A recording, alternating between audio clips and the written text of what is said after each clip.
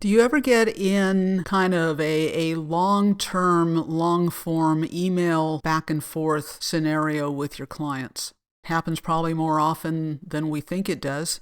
And while I'm a big proponent of leaving a paper trail and getting everything in writing, there are times when the best thing you can do is pick up the phone and make a phone call.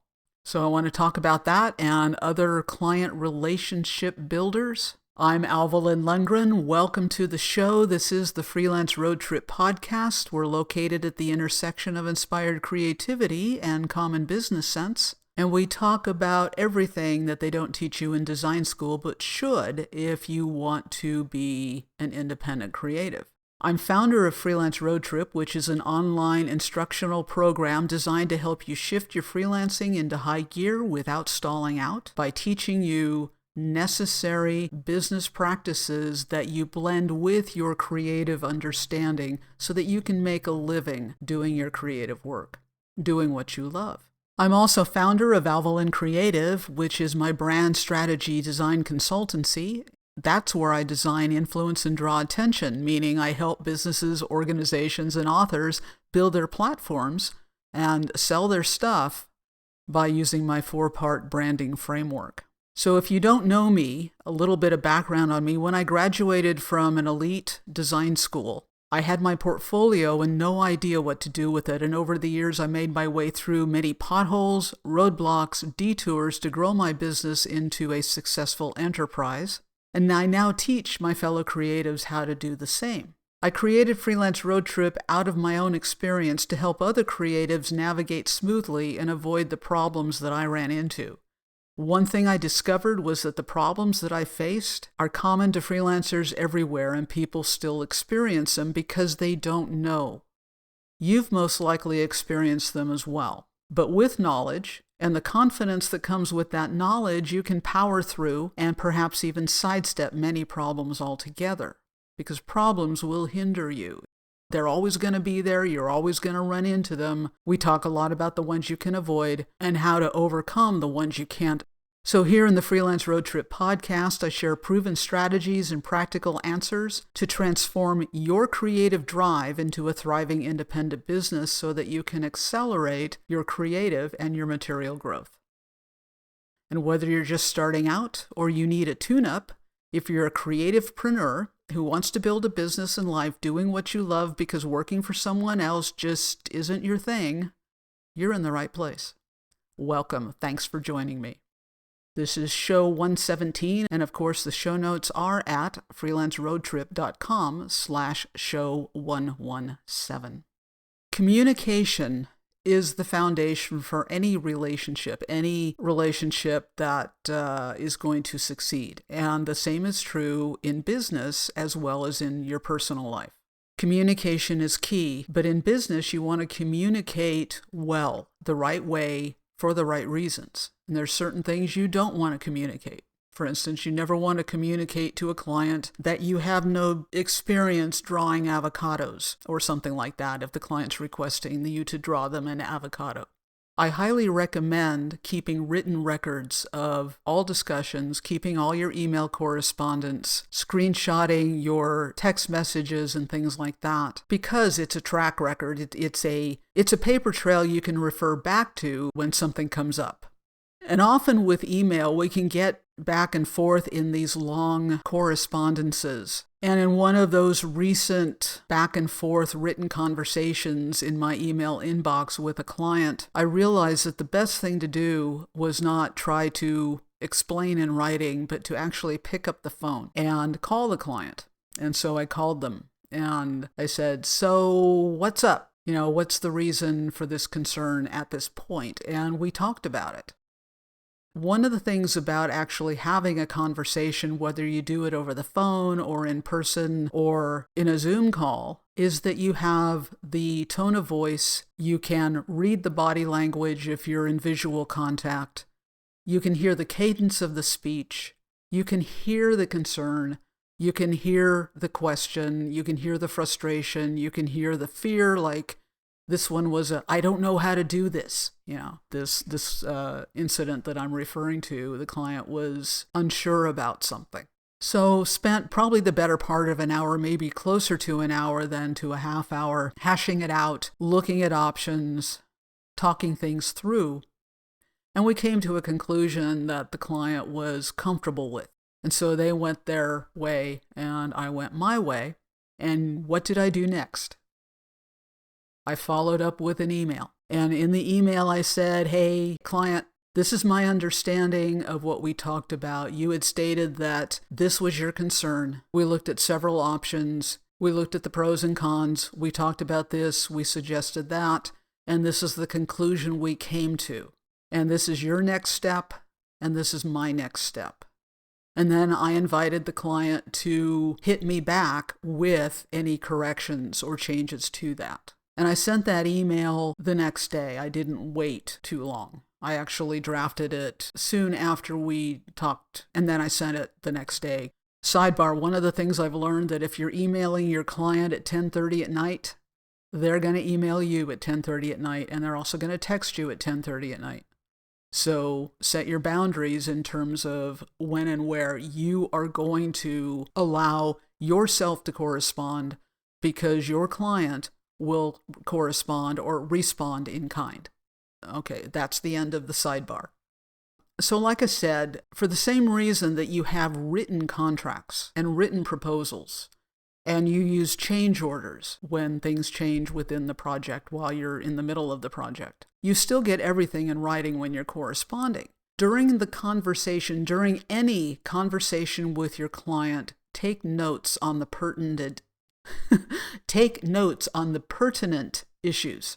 Don't try to keep everything in your head. If you get it down on paper or you're typing it into your phone, which is kind of weird during a conversation, it's easier. It's actually easier with pen and paper or, stylus and tablet to write while you're talking than it is to sit there inputting on your phone or typing on your laptop or something. But during the conversation, you're going to take notes. What are they concerned about? What's their problem? Why did they get in touch with you? What did you talk about? What are the main points? What are the solutions? And based on that written record, then you send a follow-up email. So there is always writing. You get something in writing or put something in writing at every turn. Just because you have a voice-to-voice or face-to-face conversation doesn't mean that you just let it go, because your client's going to remember differently than you.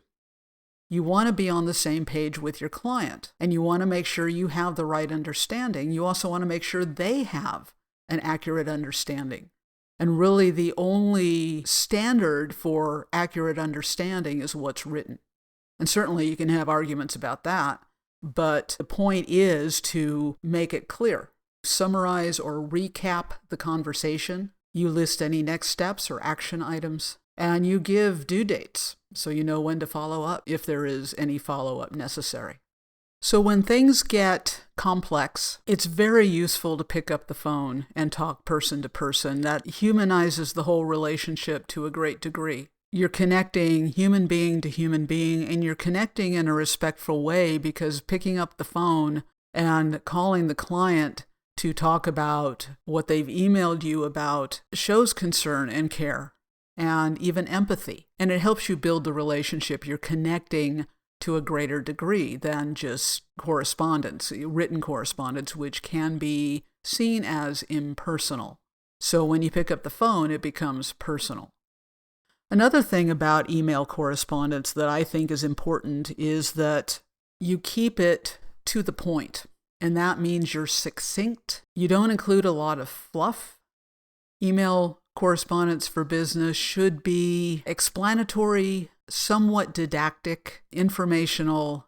It should not be a really long 5-paragraph thing that that your client is going to not want to read because it's 5 paragraphs long. Some rules of thumb that I have found to be very effective with clients is that you include only information that they need to know. If, for instance, I have to ask for an extension deadline, I will do that via email. A lot of these incidences, and there haven't been that many in my career, but there have been some where I've had to ask for a deadline extension because my supplier is unable to supply the thing on time because of something on their end. Now, that's all I have to say, that it's a supply line issue and we're working on it. I don't have to go into detail that, well, the printer, the Heidelberg press at the printer, a mouse ran into it and got into one of the rotors or something like that and burnt up and the printer went down and the ink went everywhere. And you understand, what I'm trying to say. You don't go into great detail. A lot of times we like to justify and we like to go into great detail. And there's the idea that, yes, we need to be transparent and authentic. But if it's not something that the client can deal with directly or should deal with directly, the better thing to do on your part is to inform them that we're going to be delayed and work it out with your supplier how to best get the job done in the most quick and expedient manner. Now, I choose my suppliers carefully. In this one case, the printing press having issues, it wasn't because there was an animal running through the machine or anything like that, but something happened and something glitched and it needed a repair. And we worked out another solution, and they directly delivered things to the client a few hours late. It wasn't actually a whole day or two later. It was a few hours later than expected, and they delivered it to the client's home rather than the place of business. In a case like this, and this is kind of going on a little bit of a rabbit trail, you need to work with quality suppliers and vendors. When you're sending email, when you're composing email, include the information that's necessary for the client to know. You don't have to explain the entire problem to them, or you don't have to explain everything that's going on with you that may have caused the problem. So in your business email, you're not writing to your pen pal. Just be to the point. Make it easy for the client to understand what they need to know and let it go at that. Another thing about correspondence, written correspondence, especially emails, spell check. And I think in business, this is important if you're texting or sending email, is that you spell things correctly. Just like there are elements and principles that help determine good design, there are elements and principles in the written language. There are standards. If you are typing quickly and you've got the wrong there in a sentence, or the wrong to there in a sentence, those kinds of typos, spelling errors, grammatical errors can devalue you as a professional, as a creative in the eyes of your client. And these days with things like spell check in software programs and Grammarly, which this is not an endorsement and I don't use Grammarly, but Grammarly is relied on by a lot of people, your chances of sending out a typo-free email or text is high. So spell things correctly. Use proper grammar no matter what language you're writing in. Adhere to the structure of the written language. If you're writing in Hebrew, that has structure. Adhere to it. If you're writing in English, that has structure. Adhere to it. Emojis are not necessarily appropriate in business correspondence. Use of acronyms like BTW or ICYMI are not appropriate. This is business correspondence. And if you are casual in business correspondence, that may devalue you in the eyes of your client, depending upon who the client is. They may lose respect for you because you're treating them in a non-professional manner. So it depends upon your client's culture. It depends upon your client's industry. But in all cases, you should be as conforming to standards as possible. So don't be lazy about these things. Treat people with respect. Treat people the way you want to be treated. If there are standards for any sort of communication, whether it's visual, audio, or written, conform to the standards because it'll maintain and even increase your value. And when you perceive that a phone call is the best way to go, pick up the phone, call the client, talk it through, and then follow up in writing.